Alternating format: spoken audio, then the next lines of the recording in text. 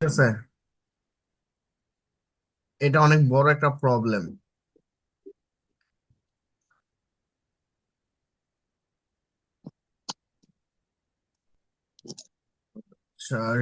রিয়াদের সাথে আমি কথা বলে ওর পড়াশোনা ওর একটু বুঝাই দিব ক্লাস নেওয়ার জন্য। মানে ভাই উনি মনে হয় এখন স্টুডেন্টের সাথে ফ্রি হইতে পারে নাই, মানে এই জন্য মনে হয় উনি পড়ায় যায়। মানে আমার মনে হয় এরকম কিছু একটা। এমনি ও টাইম দেয় অনেক, ও মানে আপনি কিন্তু যেমন আমার থেকেও বেশি টাইম দেয় স্টুডেন্টের পিছনে, জানো। কিন্তু ও আসলে হয়তো ওই টেকনিক্স গুলো বোঝে না।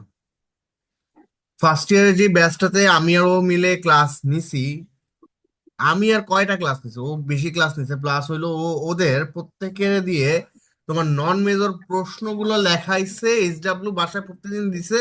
ও আবার ওগুলো চেক করে দিছে। অনেক টাইম দেয় স্টুডেন্টকে, এই জন্য আমি ওকে ইয়া করছি। ও আসলে অনেক টাইম দেয় স্টুডেন্টকে, অনেক এফোর্ট দেয় ও পড়ানোর জন্য।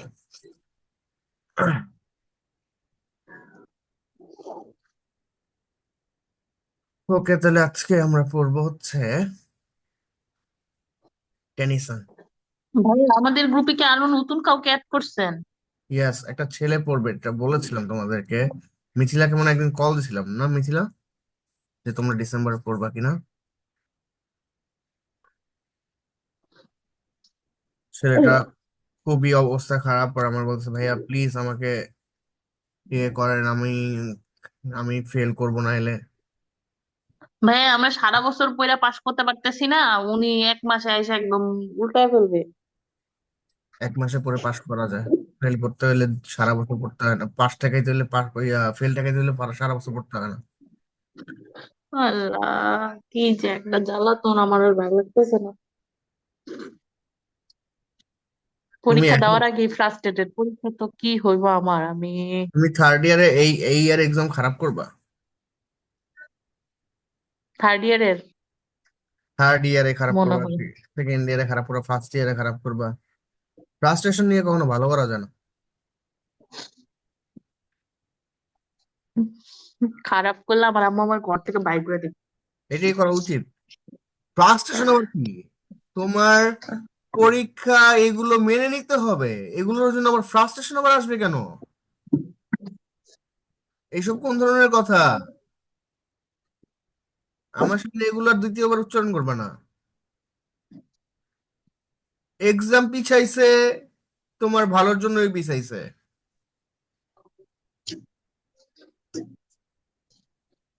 ওকে। আমরা লাস্ট ক্লাসে অ্যাডিসনের বেসিক পয়েম গুলো পড়েছি। এই পয়েম গুলো থেকে আমাদের একটা প্রশ্ন আসতে পারে, কোন একটা পয়েম বেসড কোশ্চেন হইতে পারে। আর আজকে যে দুইটা কোশ্চেন পড়াবো, এই দুইটা কোশ্চেন থেকে একটা প্রশ্ন হইতে পারে। তো আই হোপ যে লাস্ট ক্লাস গুলো যারা প্রত্যেকটা পয়েম গুলোকে ভালোভাবে অ্যানালাইসিস করে পড়েছো, ঠিক আছে। যেমন প্রত্যেকটা পয়েম কি ড্রামাটিক মনোলগ, তো তোমাদেরকে ক্রিটিক্যাল অ্যাপ্রিসিয়েশন লিখতে হলে ড্রামাটিক মনোলগ নিয়ে আসবা। টিথোনাস এবং টিথোনাস এবং এনোনি লিখতে হইলে তোমরা কি ইউজ করবা? লোটোসিটাসো, এগুলো কি গ্রিক মিথোলজি। সো ড্রামাটিক মনোলগের সাথে how myth connected with his poem, এইটা নিয়ে ডিসকাস করতে হবে। দেন পয়েম নিয়ে ডিসকাস করবা, দেন কাহিনী শেষ, অ্যান্সার কমপ্লিট। ভালো একটা অ্যান্সার হবে। এই হলো ক্রিটিক্যাল অ্যাপ্রিসিয়েশনের ঝামেলা। এই জায়গাটায় এই রাইটিং গুলোতে বেশিরভাগ এই টাইপের কোশ্চেন হবে, তোমাদের হওয়ার চান্স বেশি। সেই জন্য আমি আগে পোয়েম গুলো পড়াইছি, বুঝতে পারছো। আর আজকে যে দুইটা প্রশ্ন পড়াবো, এই দুইটা প্রশ্ন থেকে একটা প্রশ্ন আসবে। সো আই হোপ যে টোটাল এই দুইটা ক্লাস যদি তুমি মনোযোগ দিয়ে করো, তোমার টেনশন থেকে কোনো কোশ্চেন মিস হবে না। So right on the pictorial quality. Pictorial quality কি? পিক্টোরিয়াল কোয়ালিটি কি, এটা আমরা অনেকেই না বুঝে, অনেক পোলাপাইন, আমি এরকম পোলাপাইন দেখছি আমার ব্যাচে, পিক্টোরিয়াল কোয়ালিটি বুঝে না, কিন্তু কি করছে, প্রশ্ন ঠাড়া মুখস্থ করছে।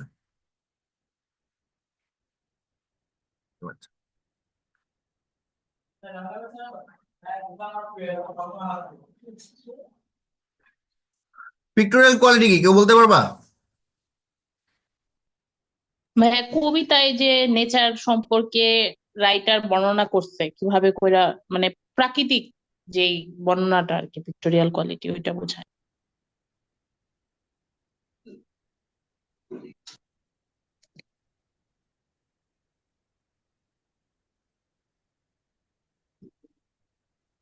সব এলোমেলো হয়ে যাচ্ছে।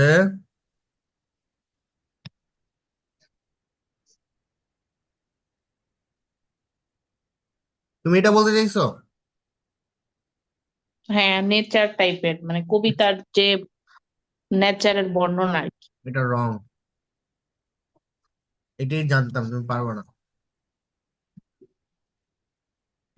আরো কিছু আছে। পিক্টোরিয়াল কোয়ালিটি হচ্ছে নেচার না,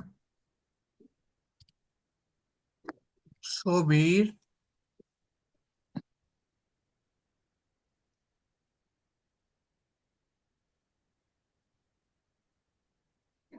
ছবি প্রতিস্থাপন, উপস্থাপন, সরি,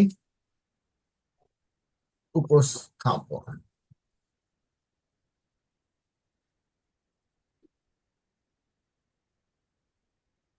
আমি তোমাকে বললাম যে আমি আমার চাইল্ডহুডে কি করছি, এরকম এরকম অনেক অ্যাডভেঞ্চার করছি।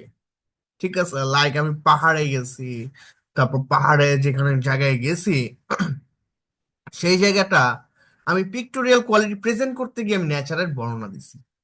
Is is the present of nature. But pictorial quality কি? আমি যেই উপস্থাপনটা করছি এটা পিক্টোরিয়াল কোয়ালিটি, তার মানে নেচার কিন্তু পিক্টোরিয়াল কোয়ালিটি না। আমি পিক্টোরিয়াল কোয়ালিটি প্রেজেন্ট করার জন্য কি করছি, নেচারটাকে ইউজ করছি। বুঝতে পারছো? যেমন আমি বললাম যে আমি কি করলাম, খুব ভোরে, তারপরে তুমি চিন্তা করো, খুব ভোরে গিয়েছি, সেখানে সেখানে যাওয়ার পরে আমরা সেখানে দেখলাম যে ওই আহ, পাহাড়ে অনেক বড় তাঁবু টানানো, গারোরা সেখানে জুম চাষ করতেছে, এবং সেইখানে অনেক অনেক মনে করো পাখিরা, অতিথি পাখিরা আসছে।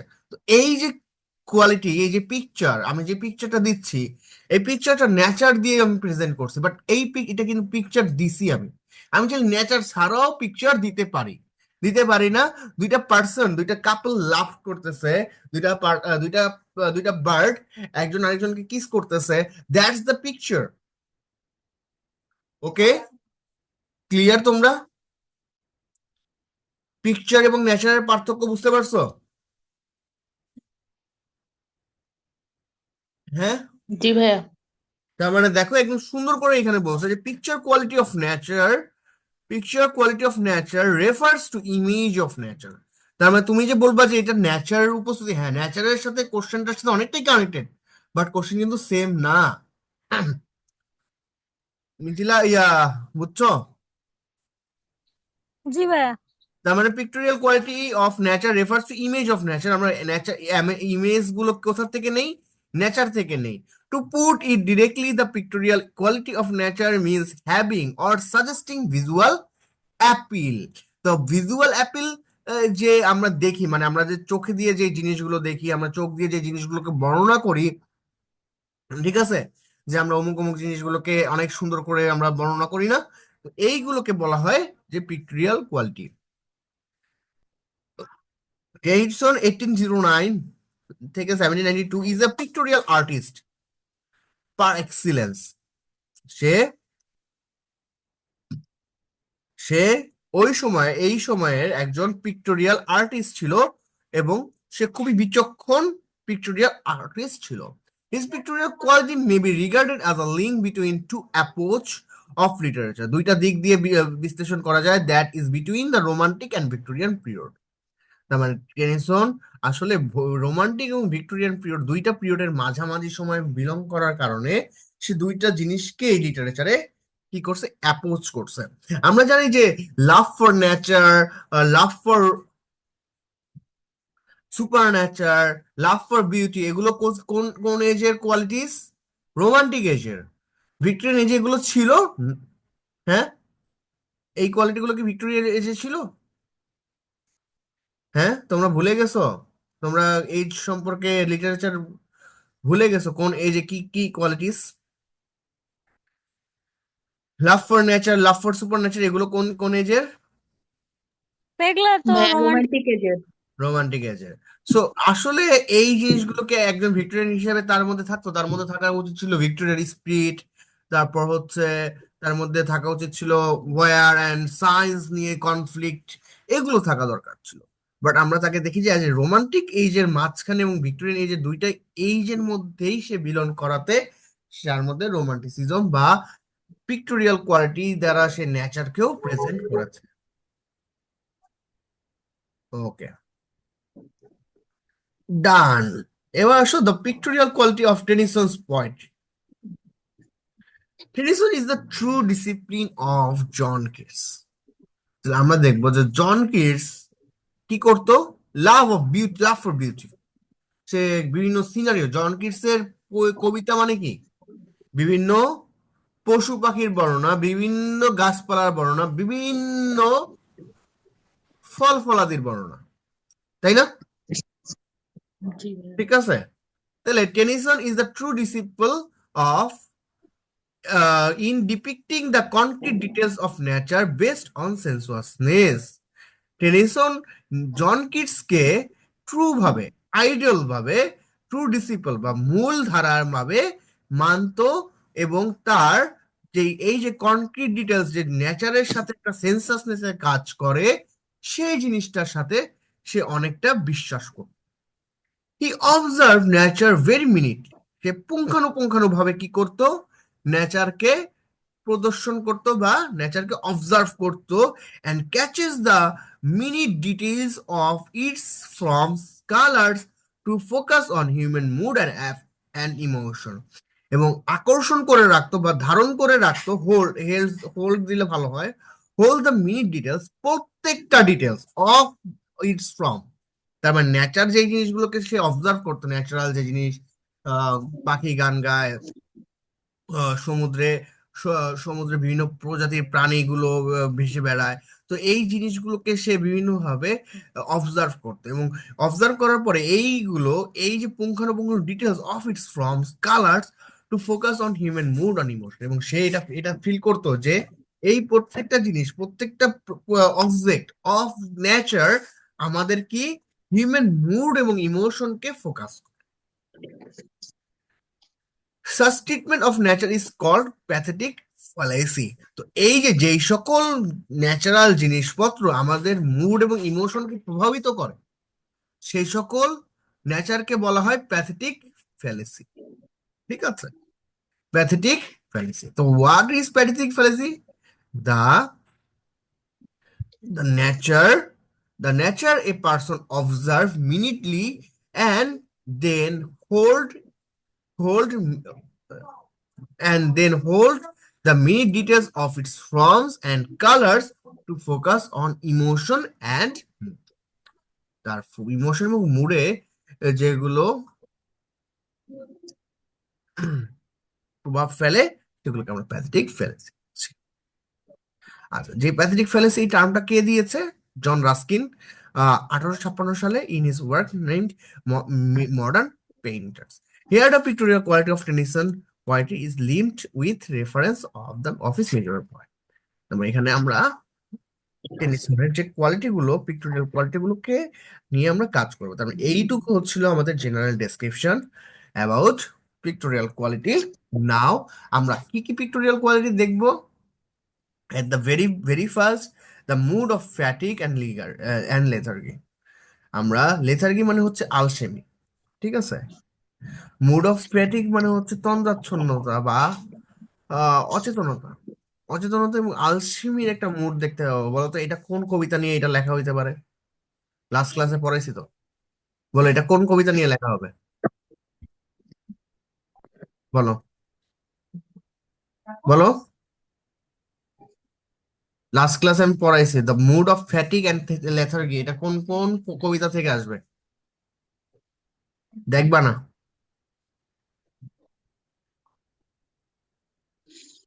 ভাইয়া লোটাস ইটার্স।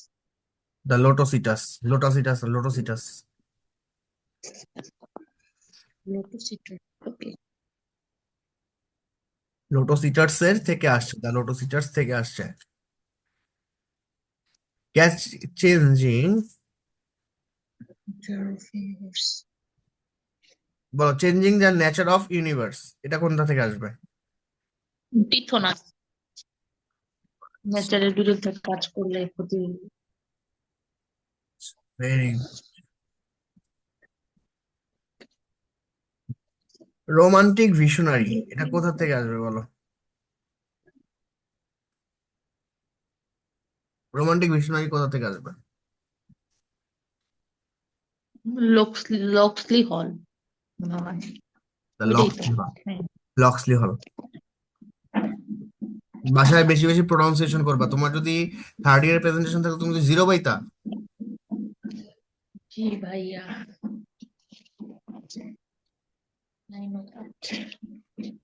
খালি পড়লে হবে, যেগুলো নাম্বার আছে খালি সেগুলো ধুমাধুম পড়ো, চেষ্টা করবা প্রোনাউন্সিয়েশন ঠিক করে রাখতে। পরবর্তীতে চাকরির ভাইভাতে তো আটকে যাবা, কাব্বা খালি।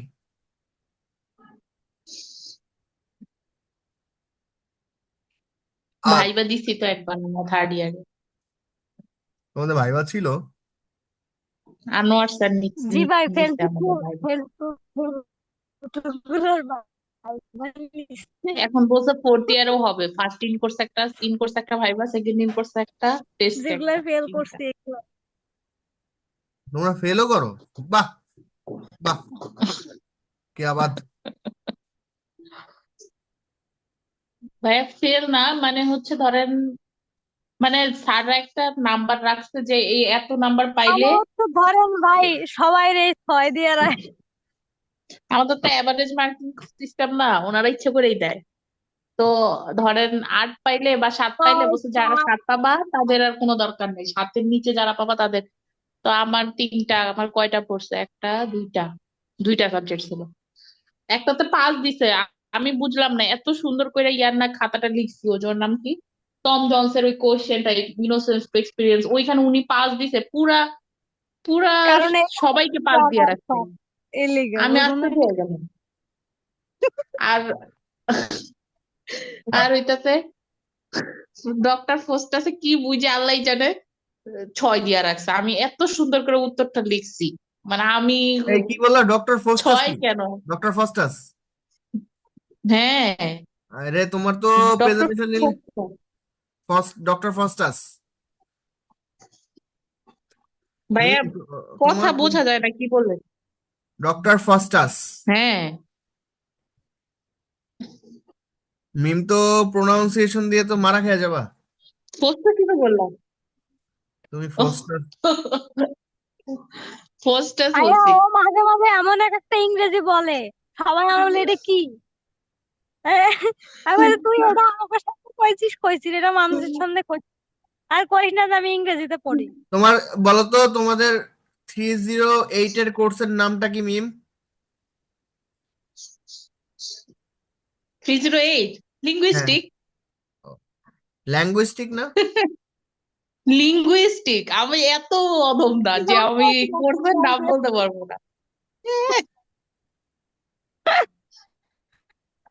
সেদিন মাস্টার্সে আমার এক ফ্রেন্ড ও আমার বলতেছে, দোস্ত তোর ল্যাঙ্গুইস্টিক্সে কত পাইছিলি?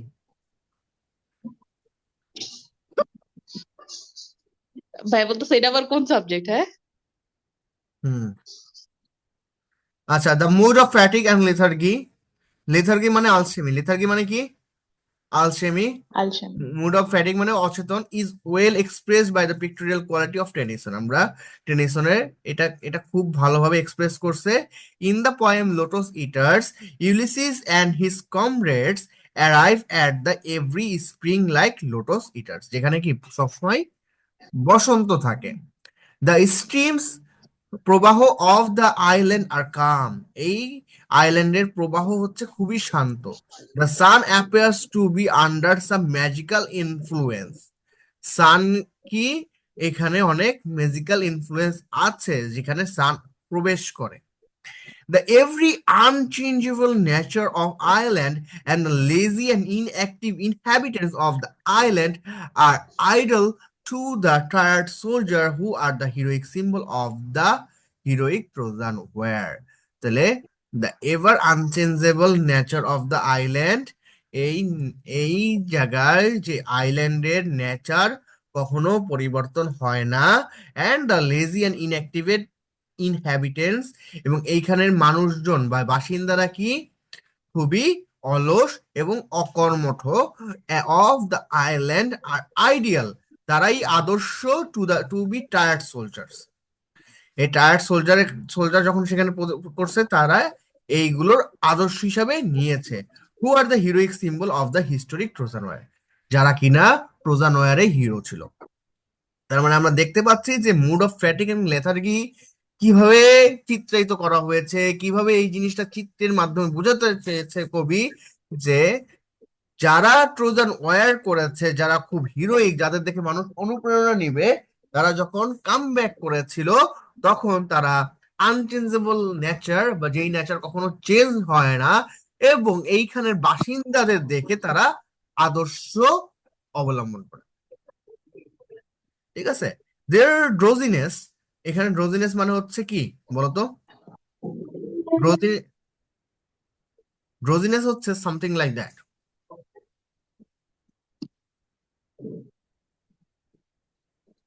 এরকমের ঝিমানো। ঠিক আছে, ভাই ড্রোজিনেস, একটু এখানে ব্র্যাকেটে লিখে দিলে ভালো হবে। ড্রোজিনেস কিছু কিছু ইংলিশ টু ইংলিশ শেখার চেষ্টা করো। ড্রোজিনেস ওয়ার্ডটাকে তুমি আপন বানাও, বাংলা ওয়ার্ডটাকে আপন বানাও না। সামথিং লাইক ঠিক আছে, এক্সপ্রেশন ড্রোজিনেস। দিয়ে ইংলিশ শিখো, এক্সপ্রেশন দিয়ে ইংলিশ শিখো।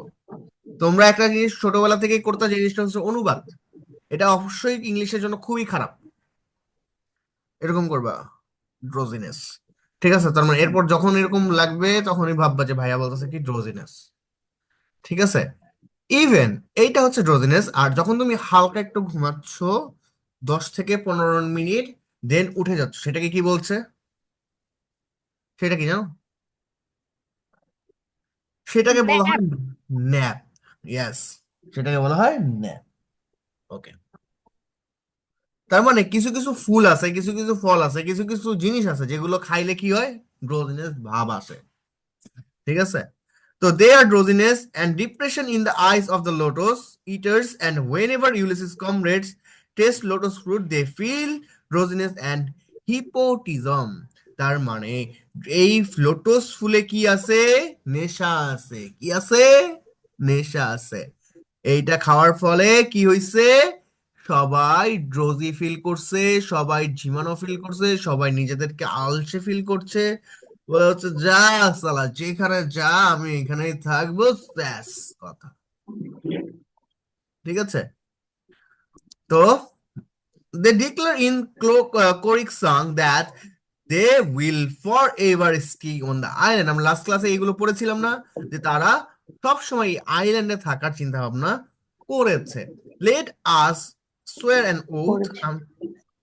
আমাদের একটা প্রতিজ্ঞা করতে দাও, and keep it an equal mind, এবং সকলের মনে এটাকে রাখতে দাও, ইন দ্য হলো লোটস, এই ভয়ঙ্কর লোটস ল্যান্ডে, টু লিভ লাই রিক্লাইন, এবং আমরা এখানে চিরস্থায়ী থাকতে চাই। আমার সাউন্ড কি ক্লিয়ারলি শোনা যাচ্ছে? জি ভাইয়া শোনা যায়। Thus, the linguid pictorial quality of the nature of lotus and produces drowsiness and inclination of lie down and rest ever since. আচ্ছা, in the poem Tithonus, the change in nature creates a mood of futility, disappears. এটা তো এখানে থাকার কথা না।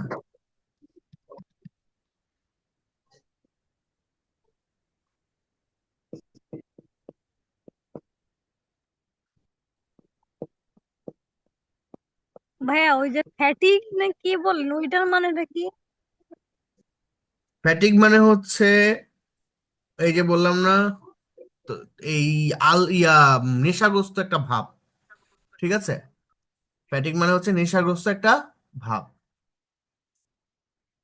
ফ্যাটিকের meaning হলো অন্যটা। Fatigue আসলে সাধারণত বোঝায়, সেটা হচ্ছে ফ্যাটিক আর তোমার মানে কোনো মানুষ প্যারায় থাকলে, মানুষ কোনো কিছু না থাকলে এটা ফ্যাটিক বলা হয়, বাট এখানে কি বোঝা যাচ্ছে? নেশাগ্রস্ত। ঠিক আছে,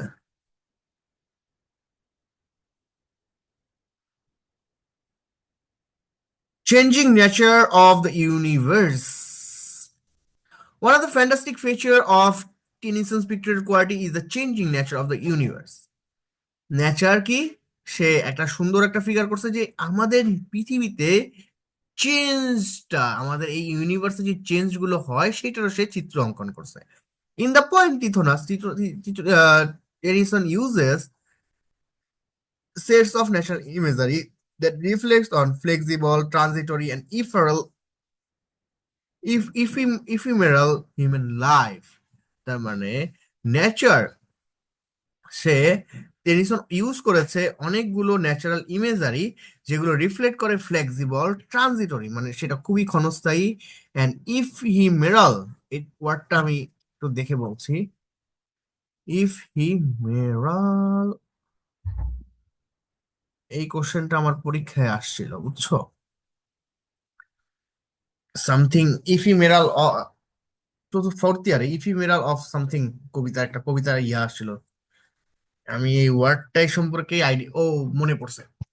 ফোর্থ ইয়ারে তোমার 404 কোর্সে ইফিমেরালস ছিল, ওটা হচ্ছে তোমার সাউথ এশিয়ান লিটারেচার বলা যায়, কারণ এখানে বেশিরভাগ রাইটিংই হচ্ছে সাউথ এশিয়ান। আচ্ছা, তো আমরা ইফিমেরাল হচ্ছে ক্ষণজীবী বা খুবই অল্প সময় থাকে, হিউম্যান লাইফকে রিফ্লেক্ট করছে। The opening line of the poem টিথোনাসের লাইন দ্বারা suggest the meaning of universal decay through a natural picture by indicating the autumn season. তার মানে একদম শুরুতে এই কবিতায় কবি কিসের বর্ণনা দিয়েছে? অটাম সিজনের। অটাম সিজন কি খুবই শর্ট পিরিয়ড অফ টাইমের জন্য থাকে এবং সেটা চলে যায়, ঠিক আছে? পরবর্তীতে কি আমরা যে সিজন গুলো পাই সেগুলো কি ক্ষণস্থায়ী?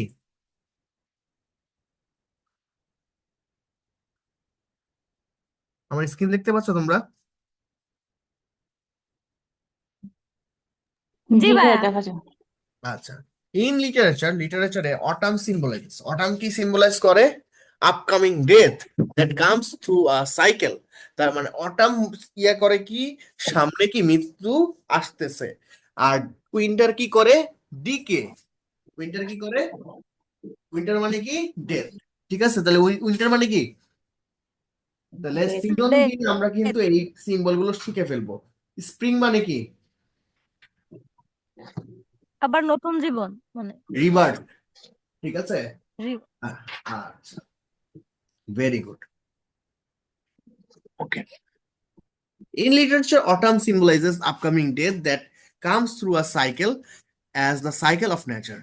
যেই ডেটটা কি প্রত্যেকটা সাইকেল হিসাবে আসে, যেমন একটা মানুষ সে জন্মগ্রহণ করে, সে আবার কি করে একটা সময় পার করে আবার সে মৃত্যুবরণ করে। such as summer, যেমন সামার কি সিম্বলাইজ করে? ইয়থ, মানুষের যৌবন, and winter stands for death. Winter কি করে? ডেথ করে। The idea is illustrate the following lines.